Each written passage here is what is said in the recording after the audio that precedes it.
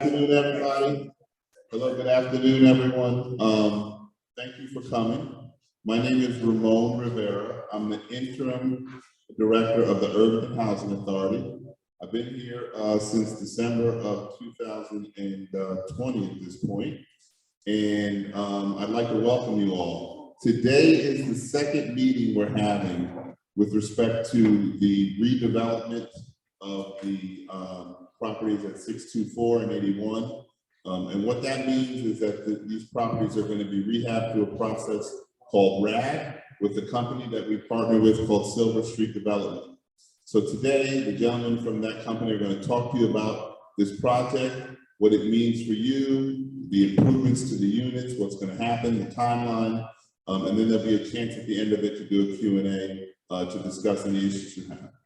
I also wanted to take the time to bring up, I think Q may have just stepped out, but you do have a new manager, Q, who's taken over as your ANT manager. He does have some announcements, here it comes, about different things that are going on this month. So when Q comes in, I'm gonna have him just say a few words about those, and then we'll go from there. But before that, why don't we just start with Silver Street and then let him come in at the end, all right? So let's give him a round of applause. They're going to bring you guys new units that are going to improve your life. Good afternoon. Thank you, Ramon, for the introduction. My name is Seth Parker. I'm a development director at Silver Street Development Corporation, and I want to get into a discussion here on our plans, fill you in on the work that we've been doing. But first, I just wanted to give a quick background on Silver Street, just to give you some idea of the work that we do and our history and our qualifications and our background. Silver Street is an organization that's been around since 1993, and it's an organization that's been dedicated from the outset for the preservation and creation of affordable housing. And so that's what we do. We preserve and create affordable housing. And this slide here just gives you a bit of an idea of the amount of work that we've done since that time in 1993 when we were formed, over the last 28 years or so. We've gone in and redeveloped 90 communities, and that's predominantly up and down the East Coast is where our focus is, in towns and cities up and down the Eastern Seaboard. Over that time, we've redeveloped over 13,000 units of affordable housing, and we've invested $1.5 billion during that time in affordable housing communities. We are a group that we call ourselves vertically integrated, which is kind of just a fancy buzzword for the idea that over that time, our experience, we've in our endeavor to provide continuity to affordable housing development, not only do we develop the housing, but we've added on asset management services, which allows us to provide some quality control for once we've redeveloped the community, we can turn it over to our property management group.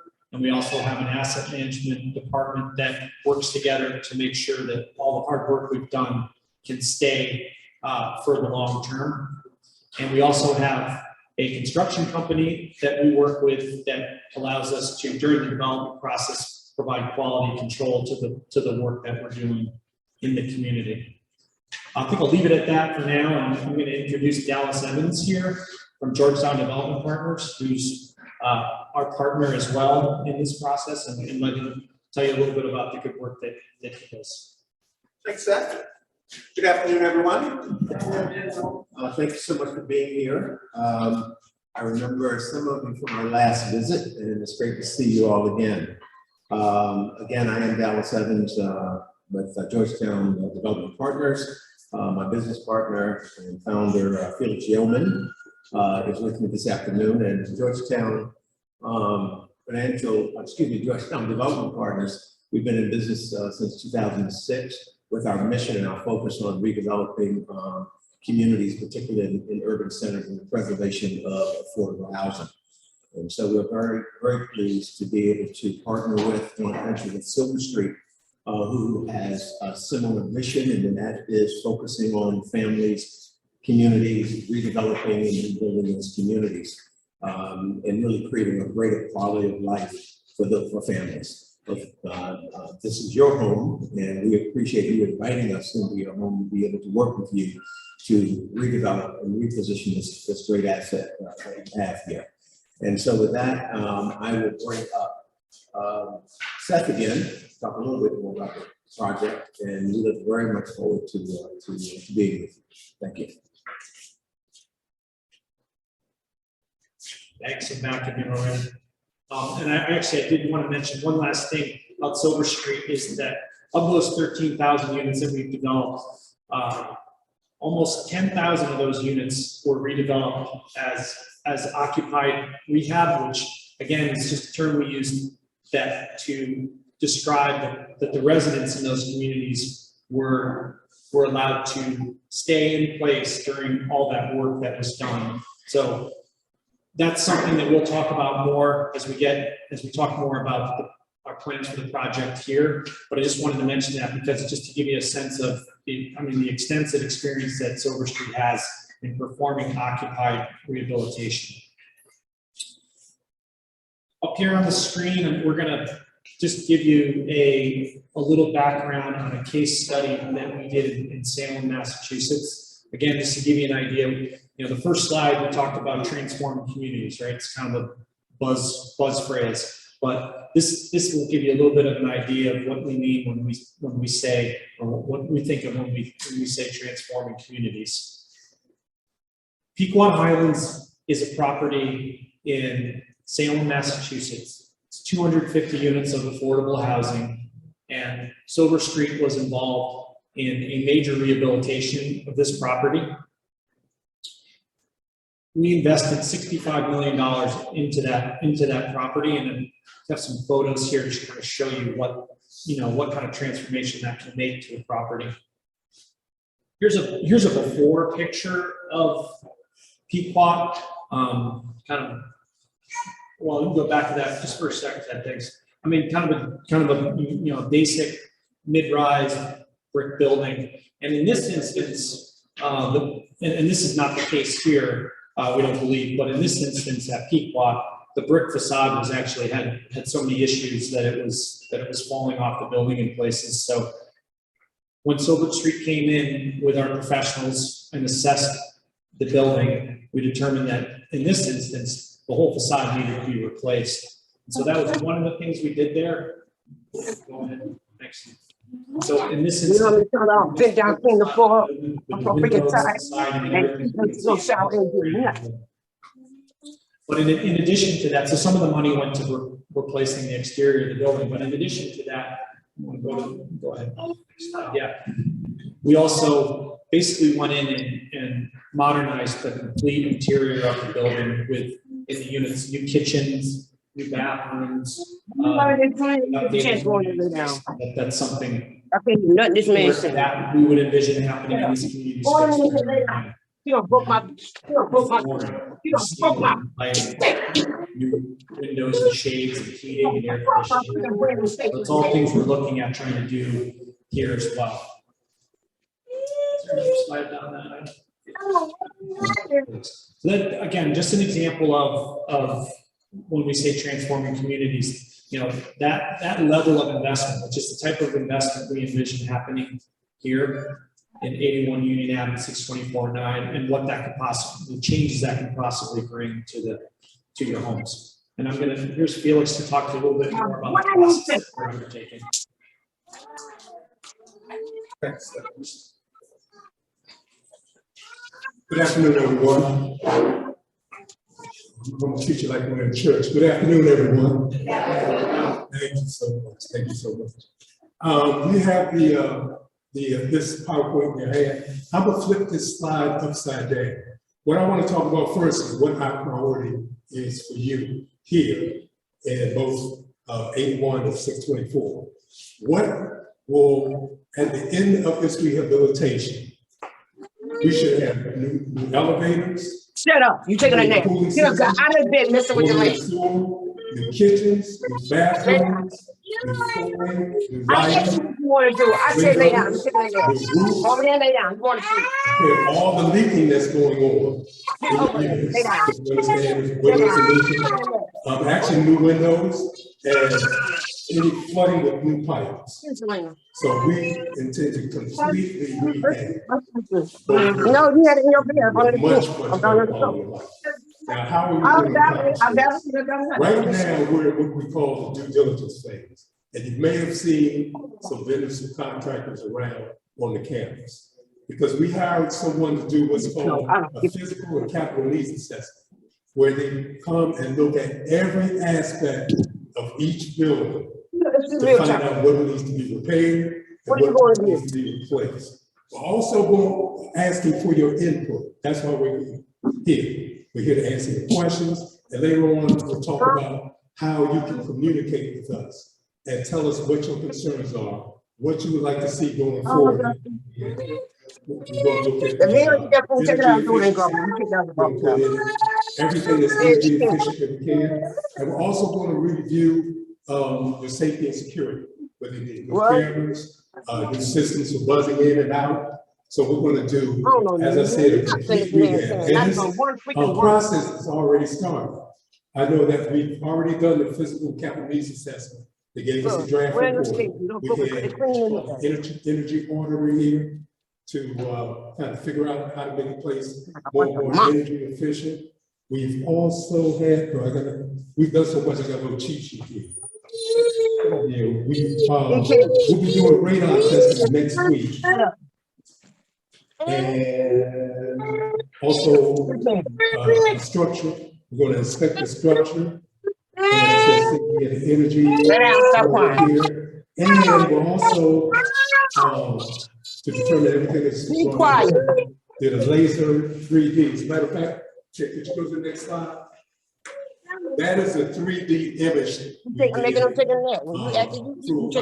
Laser. Is it a laser scan? Yeah, for a laser scan. And if you go to the next slide, that also took a scan of the entire building.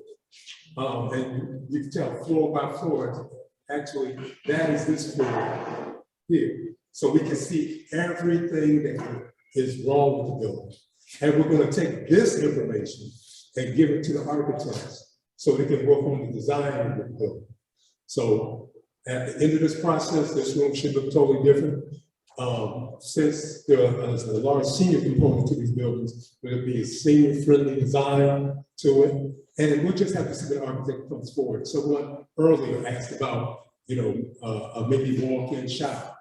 We have to see if that's all feasible. And also, we're going to have a certain amount of units that are accessible units. So we're doing this, and we're going to also need your help. For those of you who had opened up your units to some of these inspectors, so they can see what needs to be done, thank you.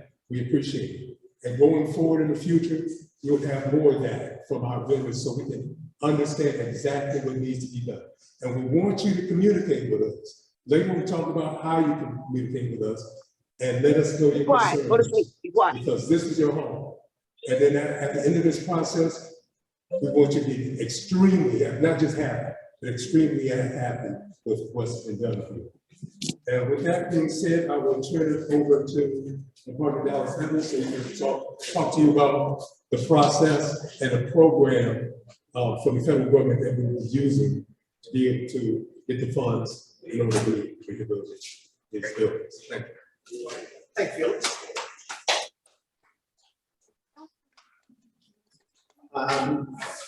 As you've seen in the previous slides, there's a lot of work that has to be done here. And you just went through the priorities. And the question becomes, that's wonderful, all sounds great, but how do we pay for this? Well, this is the good part. That is the rental system demonstration program. You know very well that the federal government has not invested in your homes over the years. That's why there's such a challenge here with the deterioration of not only the interiors, but the exteriors of some of the systems. And so HUD recognized this and put into place many programs, but the program that we're looking at today, and you have handouts that explain the RAD program. And what it allows is for public housing authorities to partner with private sector companies such as ours to be able to bring the money to the table to assist in redeveloping and improving their homes. Public housing authorities and the current rules are not allowed to borrow money to do the upgrades, okay? The only way that housing authorities are able to get funding is through congressional appropriation. And over the years, Congress has not appropriated enough money to deal with deferred capital maintenance needs and to the tune of $26 billion nationwide for capital needs. And there's deferred maintenance needs to the tune of about $40 billion. So it's a $60+ billion problem. And you are experiencing it live. And so we've had the opportunity to come in and partner with the housing authority and you to reposition these assets, meaning to completely rehab them. And so the housing authority won't have to make the choice between going forward. Do I repair the roof? Do I repair the pipes? Do I repair a broken kitchen sink or do nothing? And a lot of times it's been doing nothing with many housing authorities around the country. So this is the program which will allow private investment to come in and fix those issues and those problems. Next.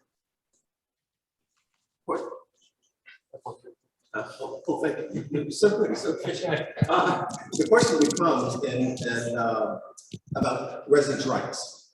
Oftentimes, the question has come up, well, what about us? What about my home? Do I have rights? And the answer is absolutely you do. You're not giving up your rights. One of the, and that again is laid out in the handout that we provided to you today. However, in the notice about this meeting that Mr. Rivera sent around to get you here, there was an attachment that answered a lot of those questions. What does this really mean as far as my rights are concerned? And so you have the right to return to some bullet points. If we go to the next slide, I'll just go through those very quickly. As to your right for information, that's why we're here, to provide you information, right? Your right to rental assistance, you will still get your subsidy. It does not interfere with your subsidy. You still spend no more than 30% of your income. Your right to return, meaning that if for any reason, and we don't know it yet, you have to relocate off the property, and we don't know whether that will happen or not, you will get rental assistance to be able to move off, and you have an absolute right to return to the property. No one interferes with that. And that's the relocation assistance that we just chatted about. So what I would encourage you to do is when you return home, is to get this letter out called the resident information notice that you should have received. And it goes through again what our plan is, and also frequently asked questions about your rights. And that's very, very important to us. The other thing that you will be getting in the next couple of weeks is a survey. We know that there are many seniors here, and there are various needs that you have.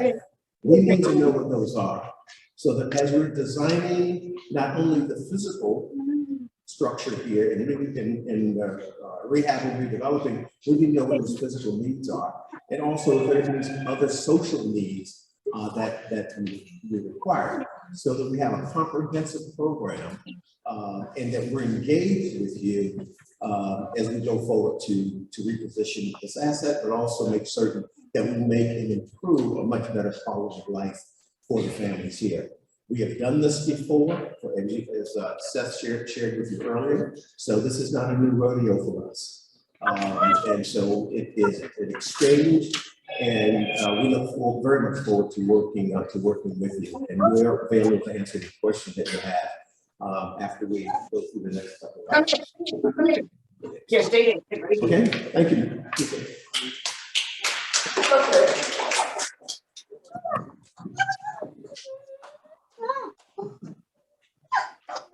Alice will never turn that thing. So up on the screen here, I wanted to share with you a approximate timeline for the project.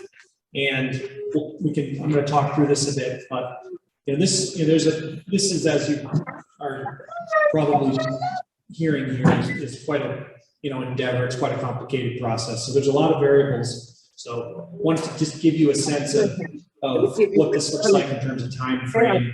And we broke it down into 3 parts here. We broke it down into the pre-development process, construction and rehabilitation process, and then the transition back to what we would call stabilized operations, or just kind of back to some sort of normal.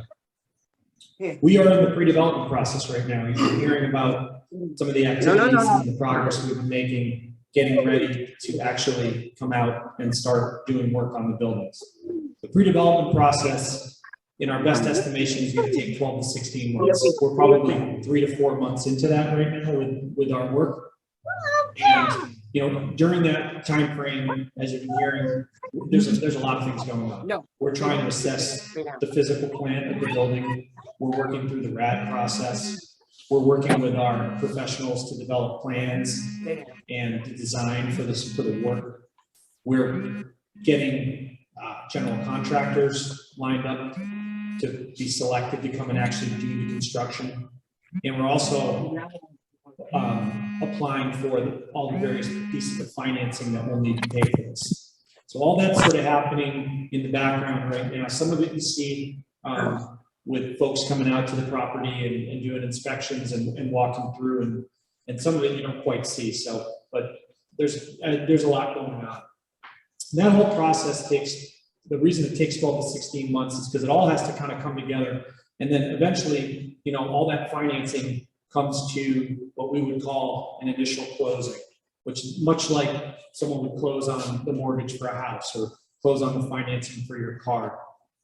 Once that financing is in place, then the money is there for us to start doing the construction work. And so we are working towards that initial closing right now, when we can have the financing and the money to be able to do the construction work. Once we get into construction, our best estimate is that it would take 16 to 18 months to actually come into the buildings and do the work. And right now, the way we envision that happening in 16 to 18 months is if construction work happens at both 81 and 624 simultaneously. So there would be work going on in both buildings at the same time. Now, it's possible that changes. We're still trying to figure that all out right now.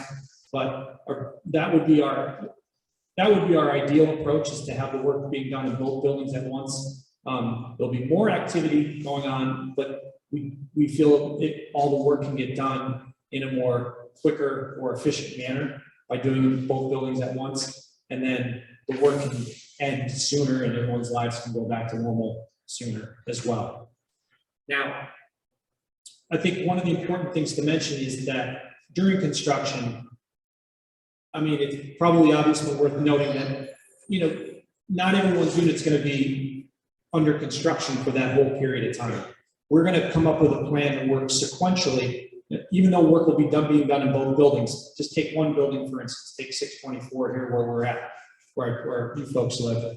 We're going to come up with a plan that works sequentially through 624. And maybe we'll try to do, a stack of 20 units at one time, and we'll finish that, and then we'll move on to the next 20 units. And so, maybe only those 20 units really have construction going on. Everyone else in the building is not experiencing that work being done right at that moment. There may be other work going on in the building. We're planning on putting in new heating, new cooling. There may be work going on, the buildings need new roofs. So there's a lot of work that needs to be done. But in your particular home, in your particular apartment unit, you're gonna see the work done in your unit at a specific period of time. It's not going to be that whole 16 to 18 months. And then once the construction period is over with, we'll go through a transition period back to, hopefully what's considered normal, but, with modernized buildings and renovated units that you folks will have to live in at that time.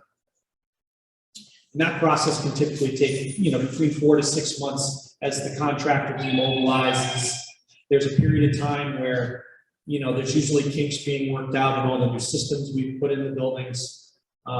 Contractors have to come back and tweak things here and there and get everything running right. And that takes a little bit of time to shake out. So we do anticipate that even after the construction is done and the contractors have gone away, there is this period of transitioning back to normal. I hope that's helpful. And during the Q&A, I'm sure there's probably questions on that, and we're happy to answer any of those questions best we can at that time. Turn it back over to Felix here to talk about communication during the project.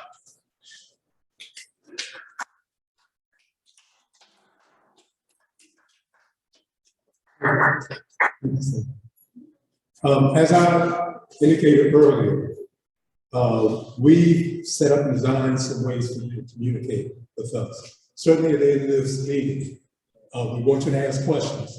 And I know it's a lot of information, you got to digest a lot, and you probably come up with some questions later that you didn't have an opportunity to ask today. So we have a website set up, website portal that Smart Guy at the table set up, because none of us knew how to do it. So he set up a website that you could actually go into, and he'll explain how it works later. That you can actually send us emails and ask us questions. Or you can, there's another method in that website that you can also send us any questions or any kind of information that you want to know. We'll also, when the time comes, we'll use direct mail as an opportunity to communicate with you, and also we'll deliver notices, just like the notices, just like the resident information letter that you got for this meeting.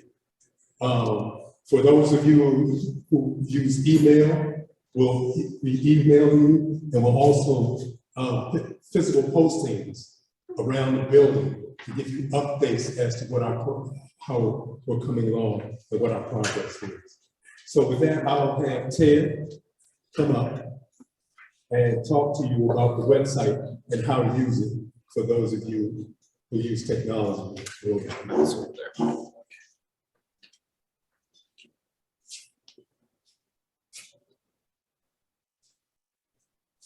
Hi, everyone. Along with the many ways that Felix has laid out of communicating with you all through this process, one of many is the website. So if you are comfortable, getting online, this is one resource you could use. If you go to ihaseniorhousing.com, you'll be able to see all of this information. The first page we're looking at here is the home page, just a bit of introduction on why we have this website, what you can find here, basic info. Moving back up, the postings is probably arguably the most important part of the website. It's kind of the bulletin board. Anything that you receive physically as a notice will also be posted here. So it's just duplicate information, but if you prefer this method, you can sign up for alerts and all that. The resident information notice, the notice for this meeting was posted. Prior meetings, if people are coming into the building for inspections, they'll be posted here as well. The next is the About Us page, where you will see links to the Silver Street as well as the Georgetown development websites. Be able to learn as much as you want about all of us up here and what we have been doing before coming to Irvington.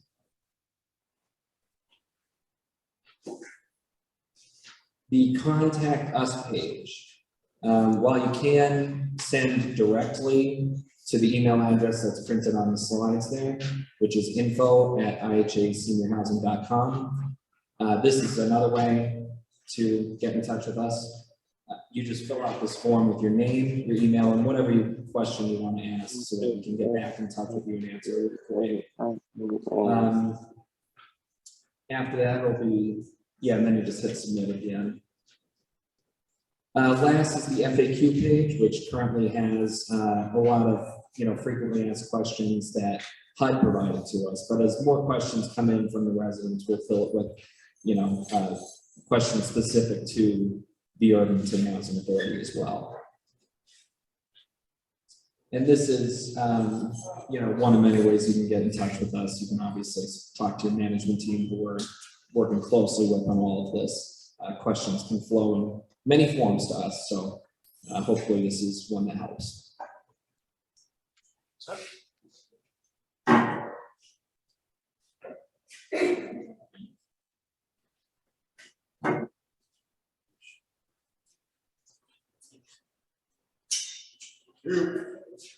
What's going on? How y'all doing? Y'all know the new building manager here. For those of you who haven't met me, my name is Q.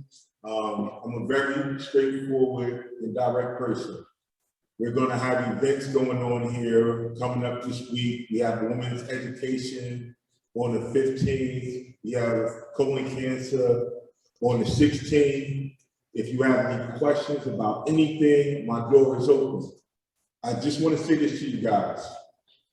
We are responsible for each other here.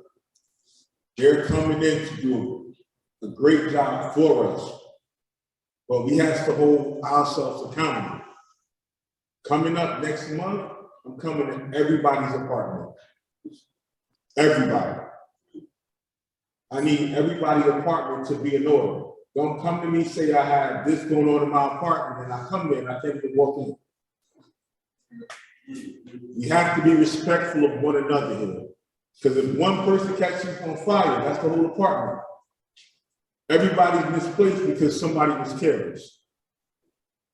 So once again, I'm here for you. I'm going to do everything I can to make this building the best it can be, but I can't do it without you guys' help. So I need you guys to work with me. Understand, if it didn't come from me, I'm not going to send nobody to tell you anything. If it didn't come from me directly, it doesn't matter. Nobody can tell who can come and who can't go. So any questions, anything, my door is open. Any problems, anything I can do to assist, please come see me. I'm here for you. All right? Thank you.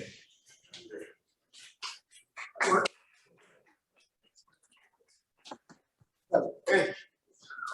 Thanks, Q. Really appreciate that. We've gotten to the point of the program now for questions and answers and talk about our next steps. So now is the time if you have some questions, anything that you've heard, we'll be prepared to answer them. Yes, sir.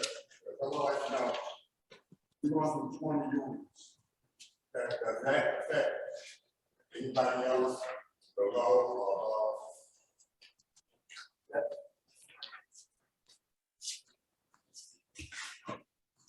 So this plan you'll have additional opportunities to hear about this. We would have to have at least 2 more meetings before we would start work.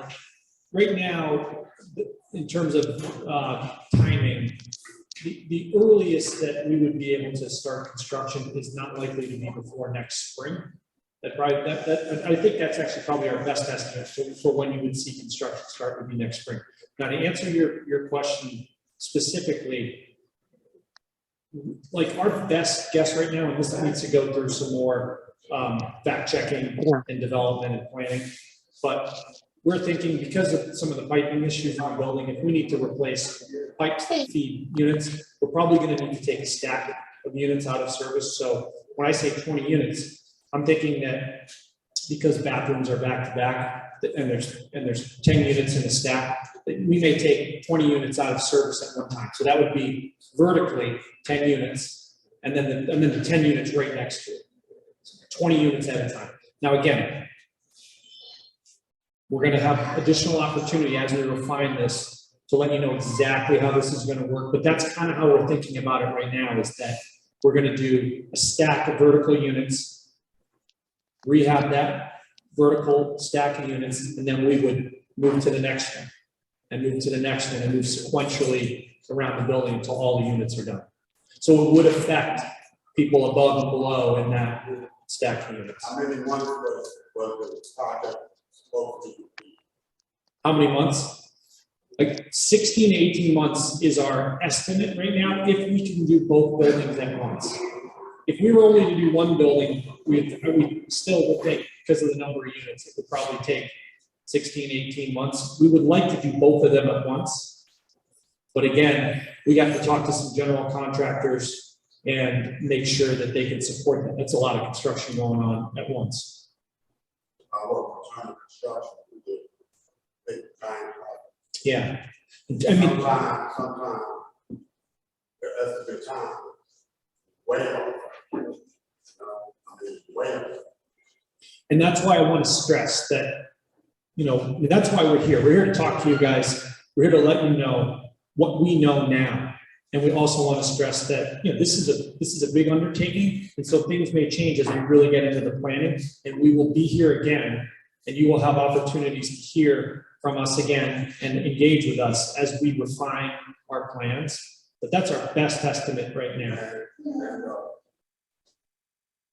another question. Far as we relocate those 20 units, are we responsible to rent a truck, whatever, to take our stuff? No, and again, we're gonna come up with we will develop a relocation plan. Ideally, our first choice would be to be able to relocate people from these tax units within their building. So utilizing vacancy in the building, making those units available, acceptable and available for a household to move from their unit to a vacant unit temporarily while the work is done. When you're doing the construction, what type of protection you gonna have that's still here? Like, especially spoke around what type. So as Felix was talking about earlier, we are just starting to get the results back from our environmental site assessment, which they came through these buildings and took samples throughout the building for asbestos. They're taking samples for radon, they're taking samples for lead paint. All that information is going to tell us how we are going to be able to undertake these construction activities safely. So if there's asbestos in the floor here, that's something we need to know. And if there's asbestos in the wall or ceiling, we are going to have to make sure that whatever plans we do to do renovations, do it safely per DEP regulations. The good thing is that there's regulations in place to safely do this work to protect you all. But until we know where all those materials are, we can't finalize our plans. But the finalized plans will undertake all these activities in a manner that's safe and it will protect your health and safety. Thanks for that. That's a great question. Yes, ma'am. I'm sorry. Young lady here, young lady there, then the young lady there. About relocation? Yeah. We're just with you. You're not responsible. You're not responsible. No, you're not. We will, when the time comes, when the time comes, we will work together, all together. We'll have relocation people that will help you all pack up your unit, pack up your belongings, and either move it to that other unit that you will be in temporarily. So you will not have to do that physically yourself. We will have people there to help do that.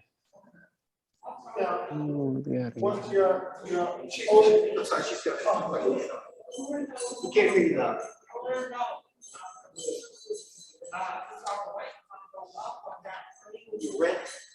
Your rent will not change. You're not over income. It's still 30%. That's in the information that we provided to you. You still pay no more than 30% of what your income is now, and you still have subsidy. I'm sorry. Okay. Yes, Randall, yes, ma'am. Once you finish renovating, will we then be required to pay public service or will it remain the same as normal? We expect for individual metering and that type of thing. No, I want to know, will we have to pay public service? Public, okay. Or will it be the same like we're doing Should be Once you renovate, change. Yeah, public service, you mean water, sewer, electric? Will we that big. You don't pay electric now. No, We we don't. anticipate that having to happen.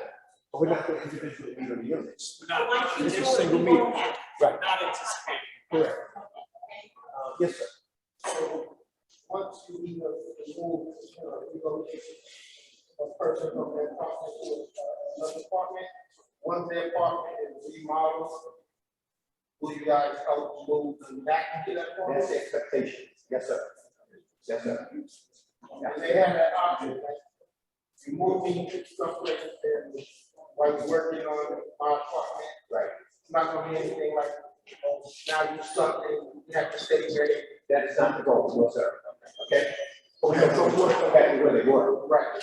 But the planning is very, very important. That's why it's very critical that we, get all the plans in place and we share it with you, the interactive and whatever. And some folks may not want to come back, but they to their own unit. And the expectation is to try with the best that we can to have folks come back to where they were. And, the next question is about the road, and everything, like I mentioned the previous man, like, part of the problem is the piping that goes in the park, and when they work on it, they don't fill up completely around the piping. That's in the bathroom, under the sink, so critters can just go from apartment to apartment. Even if you one apartment, they don't pray that this pipe, go to the next apartment, they come back. So I'm just hoping that part of the problem with tomorrow, that they will quickly fill up the whole area, so that can't happen. Right, sir? You expect, yeah. Yes, I mean, as part of the process of running new piping, they'll be required to seal up penetrations. They do it for a number of reasons. They do it for air sealing. They do it for fire safety, to make sure that fire separations don't have those holes in them. And they do it for also for road issues as well. So yeah, we'll seal up penetrations in walls, and it should go a long way towards correcting that problem. But we would also implement, I know it's happening now. I know Ramon talked about it last time we were here, but we would also implement, a whole pest control program to try to prevent and keep that in control. I mean, see, because I've been hearing these, critters behind the wall. So you guys plan on exterminating from behind the wall? That would continue, yeah, those extermination activities, we would contining that, yes. You want to see me anyway? Young lady in the green. Gentleman there. Yes, sir. I think it's great on. Yeah, right now. Are they going to, is that going to be in every apartment? Because they said they were coming 2 weeks ago. Yeah, they were actually to be here this week, but the gentleman became ill. They go to work and they have a week, so we need to know if they're really going to come or not. Yes, they are. And they won't go to every apartment. It's not every apartment, they just have to do a representative sample, and I believe it got pushed back to next week, because the inspector got sick, so. Yes, sir. If this would happen, and you're talking about redevelopment, What else do you want? You want something, Jim? when the work is done, will you be able to come in and sell apartments?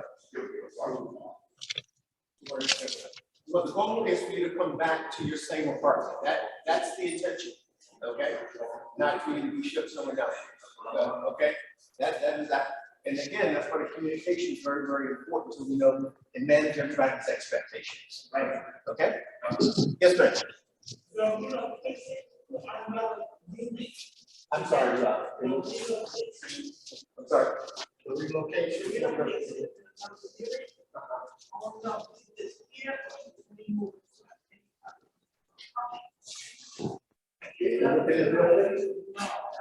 You can offer property. Well, I don't know whether the rule with date, but allow you to offer property. Okay, that's a detail that we'll have to manage that. Okay, all right. All right, but we want you to come back. Okay. Yeah. Sorry.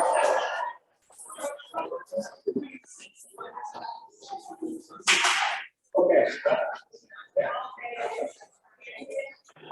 Right.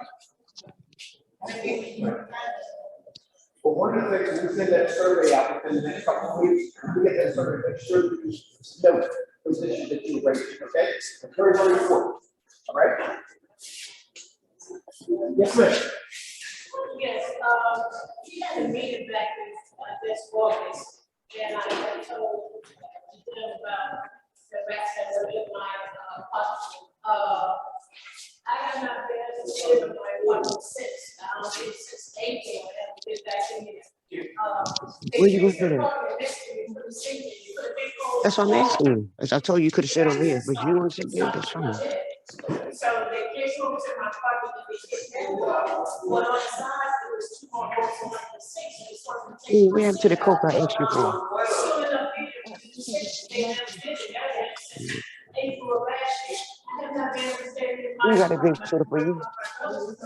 But the rest, the guy helped me one time to go into there. It was 3:50. You would have got the coke. Going up the statement there, we like, whoa, we went backwards. And I was, every time I go down there to check on my father, you still see me right there. I go so many times. And it's nothing happened here. That's too bad. Then my brother told me to work again, showing me, you know, something. I was at work for January, 2 January ago. I didn't know that's gonna happen. Now I'm sitting in the bathroom and it's all No, I'm just gonna drink this now. I needed something strong. Give me these daggone kids. I said I'm told you to bring something to drink. She cried. I do it myself. Let me know what they are, and then I will send maintenance out. Once maintenance come out, if it's still not involved, Yes. then you come back to me and let me know, okay? Okay, sure. Right. Okay. Once again, any maintenance issues that's going on right now, you come see me. That's something I take care of right now. The future work, they're gonna make this place great. They're gonna do everything they can to accommodate you. But remember, They're all gonna make this maintenance place issues grow that's going great. on right now, whether it's roads That's or when it's whatever, coming. What are they gonna do about the rodents? You don't have to go look or try to contact maintenance itself, just come to you. come to me, I'll contact maintenance for you. You know, a lot of people say I can't get in contact with maintenance. I'll put in work orders that has to be done. All right, but understand, if you put in a work order and we come up to your apartment and your apartment is a mess, you can't say, I have rodents, I don't know why, because your apartment is a mess. Yeah, that's what they're gonna do.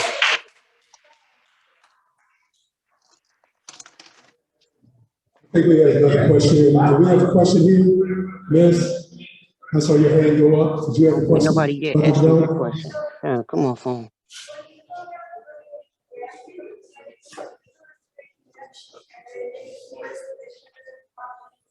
I have rumors about somebody else in the elevator. Are you down in the elevator?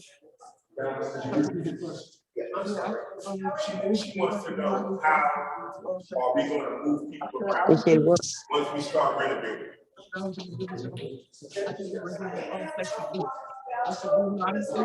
Yeah, our intention, there's a couple ways to relocate. There's a way to relocate within the property, and if you can't do that, which we prefer to relocate within the property, because this is your building, this is your home. If we can't do that, we might have to go off site, but what we do is try to take advantage of any vacancy in the building.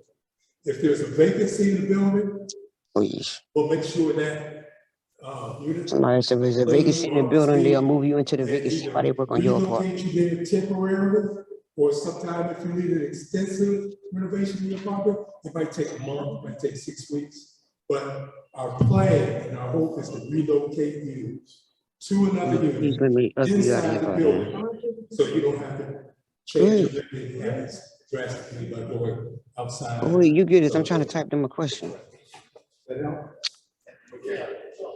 Phone freezing up.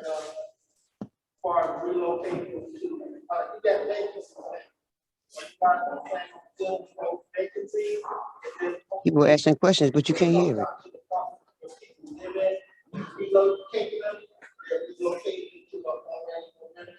They keep asking the same question, where they gonna relocate you? They don't told y'all 3 or 4 Well, no, times that how they part was doing it. You that keep asking the vacancy same won't be question. renovated, because as Seth indicated earlier, because we're doing the plumbing, we might have to do the renovations in stacks. But those apartments will be brought up to speed, so they won't, you know, we won't put you in a bad apartment. Oh, is this how you spell it? Put it that way. And as I was saying, that we want to try to keep you in the building, No, that's a D. so you don't have to change your living habits. You won't be located somewhere you have to drive a different pattern or find different other places. We would like to, if possible, and we'll find out more when we finish this period, when we're doing all the assessments, we want to try to relocate you within the building. And then, you know, when those renovations are done, our goal is to move you back to that apartment. But that's something, quite frankly, we can't promise that. Yeah, it just depends on what we find out during all this due diligence. Because we're talking about moving a stack of 20 people. So now, what's the best way to do it? Do you move other people back into that stack? Or do we move you back into that unit? Or we have to figure that out during this assessment period. So if you work with us, be patient with us, you'll find out what we find out. Okay? I'm sorry. He hadn't had an opportunity. Did you ask a question before? He hadn't had an opportunity to ask a question yet. So let me go to him and then come back to you. I know that we go by the tree line, the wire line, all the time. Right. So I'm not saying how to do it, or prefer, we're not on 11 to 4. So they did it on the wire line, and that's 11 to 4. Well, I'm sure our engineers let us know. We'll have our engineers anyway. But thank you for that. But it just everyone's off. Yeah, and that's the issue. That's the issue. That's why we have to take more than one unit out of service. Because like you said, it's all in one line. That's crazy. Yes, Mr. Stone. Yes, sir. As far as safety and security, are you going to do cameras and every stairwell, every compact? So you didn't see what you did? Wait, got ketchup and french fries. Wait. So we'll design a camera system, security camera system for both buildings that will provide coverage. And the vendor that we use, they come out and they provide a diagram. So the short answer is yes. But the little bit longer answer is they'll do it in a manner where they're going to come out and design a system for us where they can show us in diagrams how they're going to cover this area or that area. And we'll work in conjunction with residents and management to figure out, okay, are there problem areas? You know, It'd be better to I don't like them. You know, just historically been problems to focus on that area. And the camera systems that we use, they're, you know, it's another buzzword, but they're smart systems. So they actually, you know, the motion sensor. And so if there's an activity going on and they're smart so that they know generally if there's activity going on in a certain area at a certain time, that may be problematic. And it triggers somebody in an office somewhere to pull up that activity and be able to determine whether it's just something going on, it's not a big deal, or whether it's an illicit activity. And they actually have the ability to then put an alarm out. They can voice down to the area through the camera speaker and say, you know, stop, cease and desist. And they can also contact authorities. If it's a life safety issue, they can contact, you know, ambulatory services. If it's a you know, criminal activity, they can contact the police. So that's the longer answer to your question. For the short term, we are reactivating all the cameras.